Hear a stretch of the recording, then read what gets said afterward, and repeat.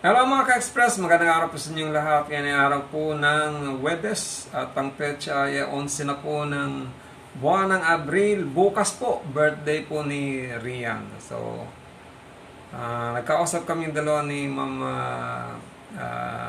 Emma. Yun nga, nabanggit niya sa akin na birthday na nga ni Rian.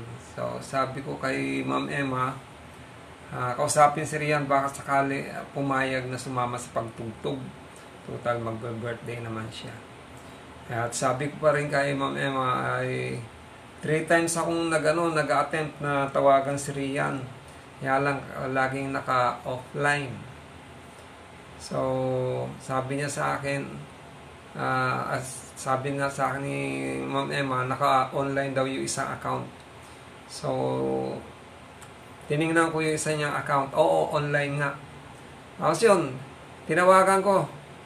Nagkausap kami dalawa, bat ang bungad ko kaagad. Sabi ko, ano yang? Sabi niya, to. To kasi ang tawag sa akin, parang short for Tito. Sabi ko, kumusta ka na? Sabi niya, okay lang po. Sabi ko, bukas magbe-birthday ka na. Ano po? Sabi ko, bukas magbe-birthday ka na. Sabi ko, ilang taon ka na?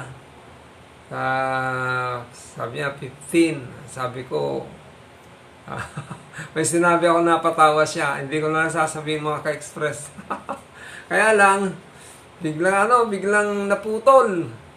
Tinatawagan ko ulit, biglang nagtutot, tot, tot. Ay, hindi naman pala tot. Yung parang connecting.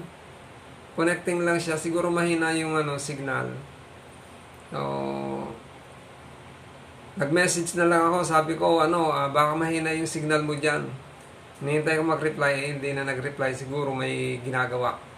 Anyway, happy birthday sa iyo bukas, Yang. Happy 15th birthday, yan. Hope kung makapag-usap tayo ng maayos sa mga susunod na araw. Para malay natin, malaman natin kung anong pwede nating magawang paraan dyan. Basta ingat lang and ugaling magdasal. Okay? So, happy birthday. Ito yung isang gigs nila Rian dati doon sa saan ba to? Dito sa parting Tagig. Parting Tagig yan. Ito yun.